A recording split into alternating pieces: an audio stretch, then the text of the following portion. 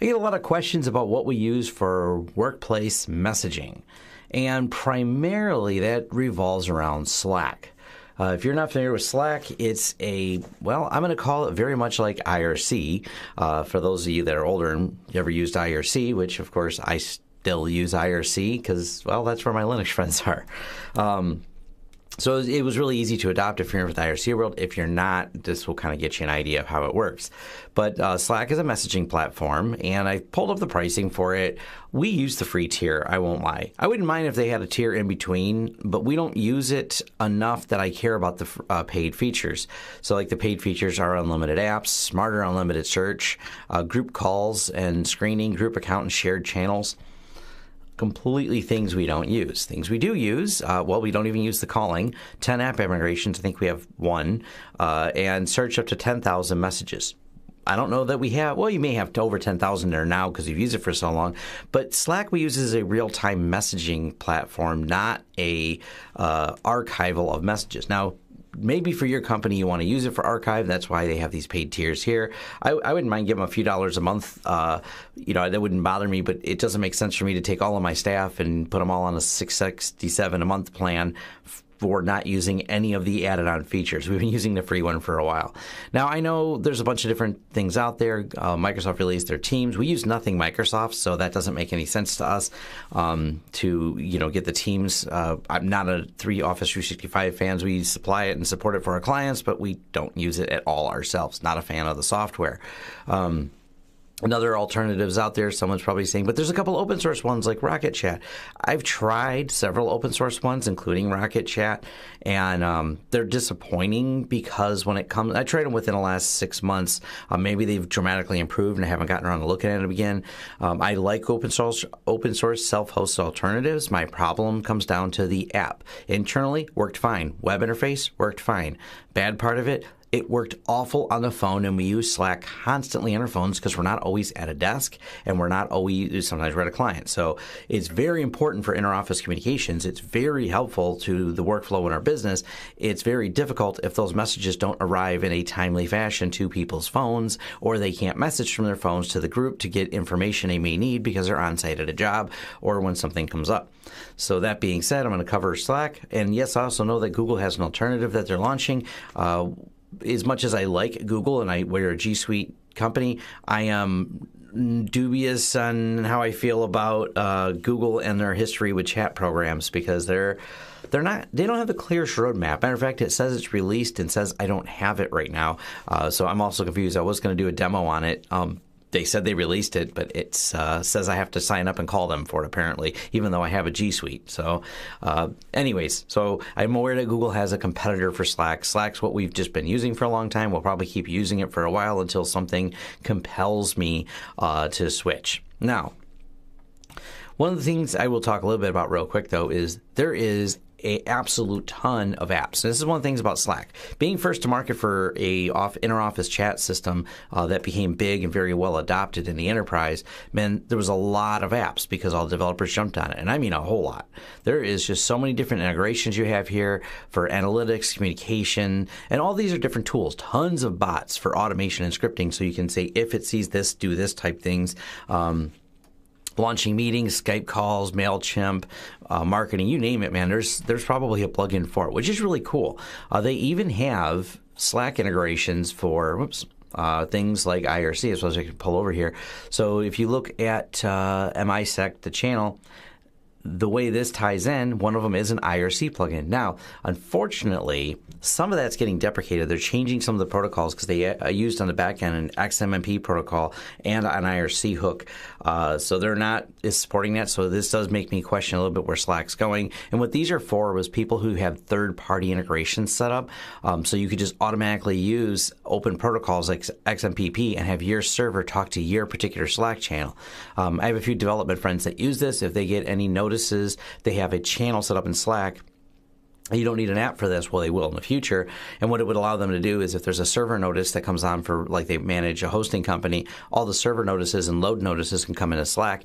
And it's a two-way street. They can actually initiate some diagnostics and query the servers with a back and forth. So I know they're changing some of the protocols for that, but there's some apps to fill in for that. But this is something else you can do. I mean, you can even get GitHub updates. Like I said, the app list is amazing. This is part of the reason people are very popular with Slack. We actually don't use all these apps. Now, like I said, we're using a free tier, which gives you 10 for free. And we don't really have a whole lot of app integration because mostly this is about communication for us. But if you want to dive deep into Slack, you can get real extensive with it. Now, here's Slack itself, and I'm going to have to blur some of this because we have client names in there, and I'm always protective of not having clients' names or cell phone numbers, which frequently get in there. But I can at least kind of give you an overview of how we use Slack. So when we're in Slack, and right now I'll go into my channel, and you can just paste information. Actually, I can probably show you what's in general right now. Let me look. Okay, I only got to blur the top here.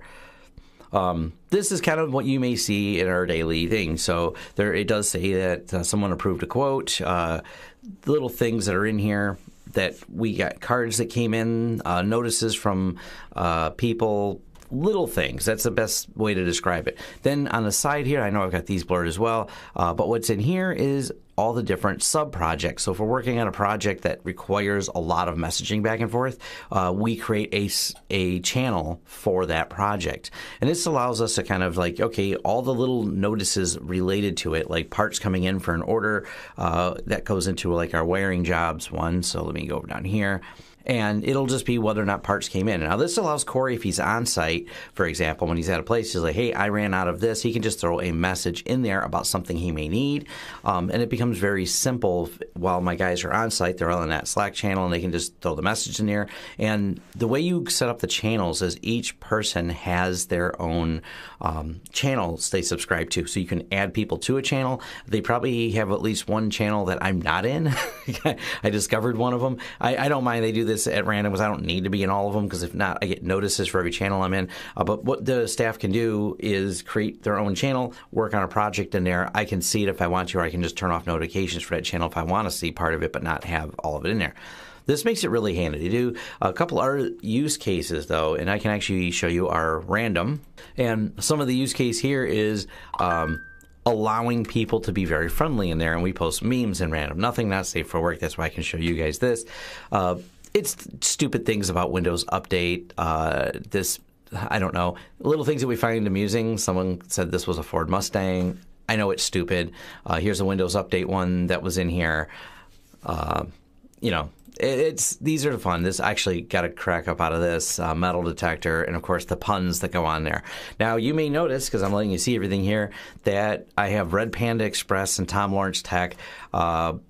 I let people choose their names because part of our policy, and we know who these people are because we don't have a huge office, but allowing my staff to personalize this is also very helpful to letting them use it. So it kind of makes it part of the environment we keep in here is easy, friendly, and allowing us to post the memes in here means we spend more time in Slack communicating with each other versus other message. This gives us an easy way to consolidate all the data in one place.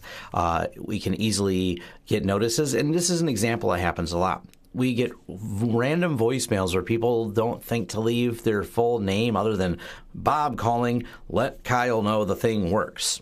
And Kyle documents his job, but Kyle worked on several things during a day, so when a voicemail comes in after hours or before hours with that, I will type, Bob called, said the thing, to let you know the thing works, and Kyle will go, oh, that's Bob so-and-so at such and such company.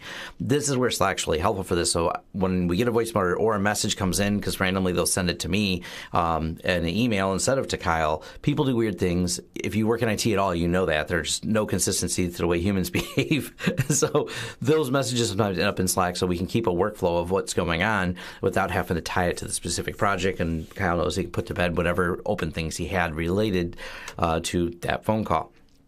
So it's really handy. It's also handy for things like when we dispatch our staff on places. Perfect example was yesterday. One job turned into 3 jobs. So Steve happened to be out at one location. Another customer called while he was out, and we knew right where Steve was because we were like, okay, we know he's here. He needs a thing. So we just go ahead and send him to the next job, or like literally just down the street's a job, and another one popped, and it was right down the street from there. They were all within a mile of each other, so we just threw the message in Slack. Steve sees the messages. Oh, instead of going back to the shop, he looks at the Slack messages when he's done with the job and goes to the next one.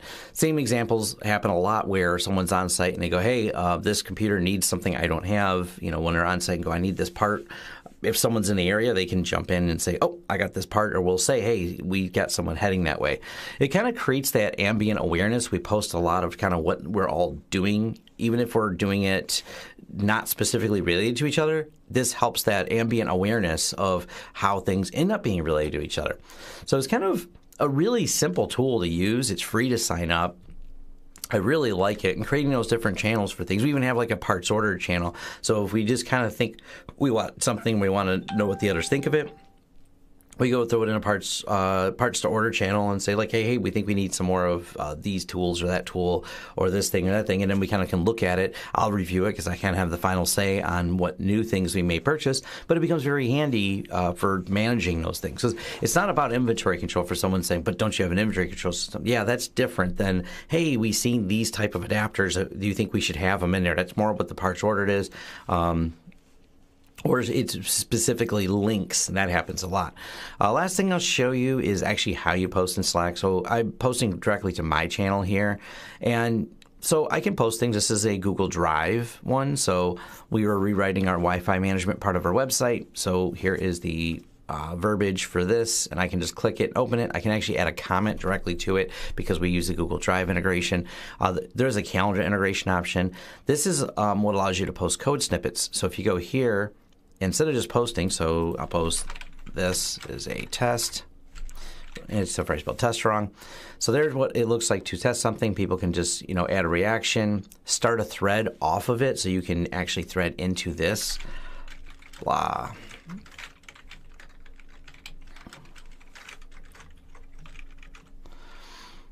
There's the first reply, another reply, and then you can break out the replies as you can see them coming over here. So it does support threading, so you can have like a conversation fork off of something, or even right here. So if I jumped in a code comment, and we do this a lot.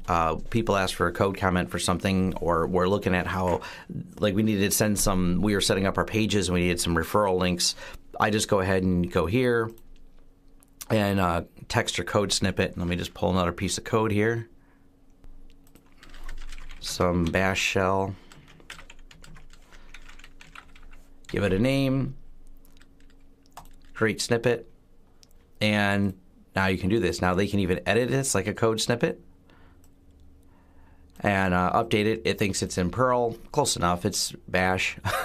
But so it automatically realizes some of it. It's not a full IDE, of course, but it kind of gets you the idea for how things work. It has the option to wrap things in here, save the changes. Yes, discard the changes.